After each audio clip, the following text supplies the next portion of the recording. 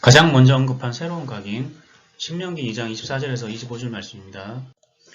신명기는 크게 보면 세 가지 설교로 나누어져 있습니다. 첫 번째 설교는 1장에서 4장까지고요. 출애굽 이후에 하나님께서 광야 40년 동안 이스라엘 백성들을 인도하시고 보호하시는 그런 내용들이 있고요. 요거는 이제 과거죠. 과거인데 복음을 이야기합니다. 하나님께서 그리스도를 통해서 우리의 인생을 인도하신다는 그런 내용이죠. 그리고 두 번째 설교는 율법을 이야기하는데요. 율법은 현재 우리가 지켜야 될 거거든요. 근데 신명기에서 이야기하는 율법의 핵심은 신명기 6장 4절에서 9절 말씀입니다. 너희는 마음과 뜻과 힘과 정성을 다하여 내 하나님 여호와를 사랑하라. 하나님을 사랑하는 것이 율법의 핵심이죠. 그래서 우리가 현재 하나님을 사랑해야 응답을 받을 수 있다는 거죠. 하나님을 사랑한다는 것은 다른 게 아니죠. 신앙 고백을 의미합니다. 하나님께 집중하는 것을 의미하죠. 그렇게 되면 하나님이 미래에 우리가 성취될 그런 언약들을 응답해 주신다는 그런 내용들을 마지막 세 번째 설교에서 담고 있습니다. 지금 현재 모세가 지금 모압 평지에서 설교를 할 때는 가나안 7족속 중에 아모리 족속은 이미 정복한 상태예요. 그래서 이제 본격적으로 가나안 땅에 들어가게 되면 나머지 6족속들을 이제 정복하게 되겠죠. 가나안 7족속은 영적인 의미가 있습니다. 물론 전도와 선교의 의미도 있지만 좀 실제적인 것들은 정복해야 될 내면의 적들에 대해서 상세하게 열거하고 있습니다. 아모리 족속은 산종사람이라는 뜻이 있고요. 교만과 지식과 인본주의를 의미합니다.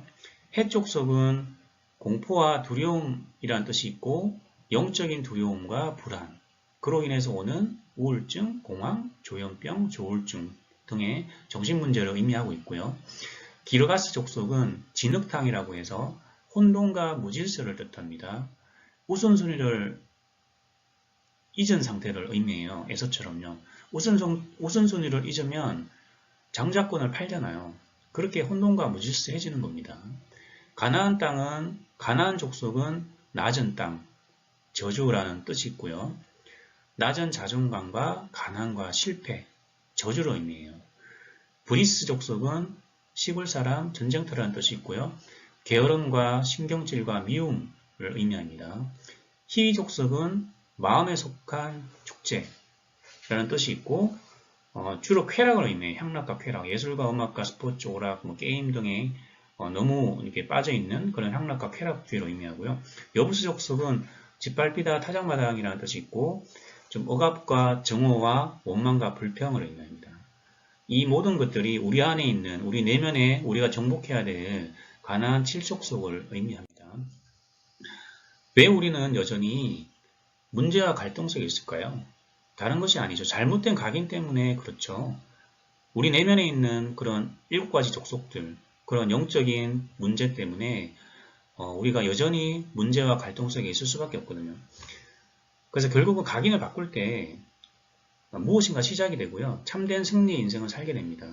신분과 권세가 누려지게 되는 거죠. 그러면 구체적으로 무엇을 어떻게 각인을 해야 할까요? 제일 먼저는 오직이죠. 오직의 축복을 붙잡아야 됩니다. 오직은 그리스도로 의미하죠. 창세기 3장 15절, 출애굽기 3장 18절, 마태복음 16장 16절, 이후에 칼빈과 루터, 그리고 언약의 계보를 잇는 언약의 흐름을 잘 타야 우리가 영적인 축복과 그런 각인을 바꿀 수 있는 거죠. 결국은 다른 게 아니죠. 간단하게 얘기하면 주인을 바꾸는 거예요. 주인을 바꿔야 참된 해방을 누리고요. 결국은 우리 인생이 승리하는 그런 방향으로 가게 됩니다. 예를 들면 질병이 걸린 사람을 이 병이 나으려면 어떻게 해야 되나요? 음식과 내 생활 패턴을 바꿔야 되죠. 왜냐하면 그동안 내가 질병이 걸릴 수밖에 없는 그런 생활 양식을 소유하고 있었기 때문에 이 패턴을 뒤집어야, 바꾸어야 그 질병으로부터 해방받을 수 있는 거죠. 주인을 바꾼다는 게 결코 간단한 일이 아닙니다. 그래서 우리에게 하나님이 광야를 허락하신 거예요.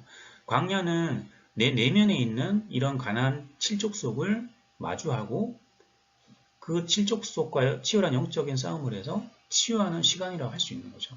그래서 광야 시간은 꼭 거쳐야 되고요. 반드시 거쳐야 됩니다.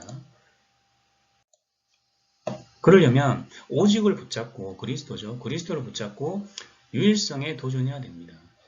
신명기에서 이야기하는 유일성은 하나님의 사랑을 발견하는 거예요. 신명기 6장 4절에서 9절 말씀처럼 마음과 뜻과 힘과 정성을 다하여 내 하나님 여호와를 사랑하라. 어떻게 우리가 감히 하나님의 사랑을 발견할 수 있을까요?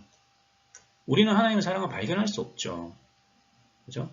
하나님이 우리에게 은혜를 주시는 거예요. 우리 하나님의 은혜로 그 하나님의 사랑을 발견하는 거죠.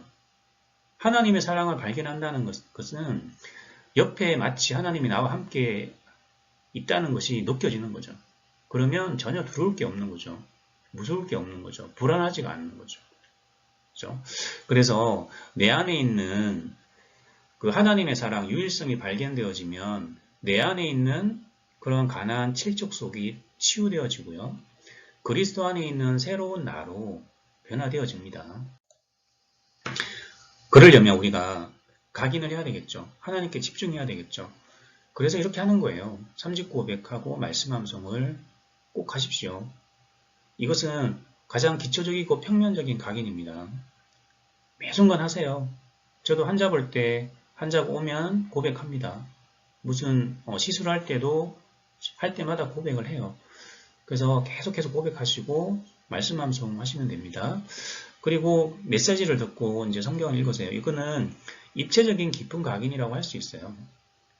그리고 적용기도. 적용기도는 제가 서두에 말씀드렸던 내 안에 있는 가난한 칠족속을 발견하고 그 칠족속들을 놓고 계속 기도하시면 돼요. 그러면 내 안에 있는 그런 문제들이 치유되는 그런 체험들을 하시게 될 겁니다. 그리고 좀 여유가 되시는 분들은 이런 고백일기. 고백일기는 내가 이렇게 기도 시스템을 잘하고 있는지, 내가 잘하고 있다고 생각했는데 실제로 잘하고 있는지를 확인하는 거예요. 그래서 영적인 메타인지를 확인하는 거죠. 객관적으로 나를 들여다보는 거죠. 영적인 상태를. 그렇게 되면은 더 완벽하게 내가 그 그리스도, 복음을 누릴 수 있습니다. 이렇게 지속하다 보면은 재창조의 응답이 오게 되겠죠. 재창조의 응답은 완전히 변하는 거잖아요. 그래서 영적인 변화가 일어나는 거죠.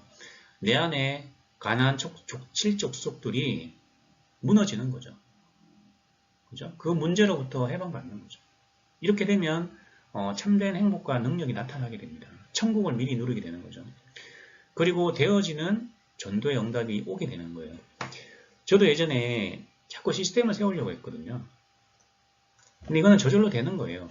제일 먼저는 내가 복음을 누리고 각인을 통해서 내 영적인 상태가 변화되어지고 내가 참된 행복과 능력이 나타나게 되면 전도는 되어지게 되어 있고요. 사람들이 많이 응답을 받고 사람들에게 많이 이제 전도의 문이 열리기 때문에 시스템이라는 건 저절로 세워지는 거예요. 거꾸로 하지 마시고 내가 복음을 누리고 그 안에서 참된 행복과 능력이 나타나면 전도는 되어지게 되어 있습니다. 한 주간 내 안에 있는 가난한 칠족속들을 한번 점검해 보시고 마주하시고 회피하지 마시고요. 그 부분을 놓고 그리스도로 각인하게 되면 반드시 내 안에 가난한 칠족속이 치유되어지고 그 치유를 통해서 하나님의 그런 능력과 영적인 행복이 찾아올 거예요. 네, 그것을 통해서 복음을 전하는 거죠. 되어지는 전도의 응답을 누리게 되는 거죠. 한 주간 이런 깊은 각인을 체험하는 한 주간 되셨으면 좋겠습니다. 감사합니다.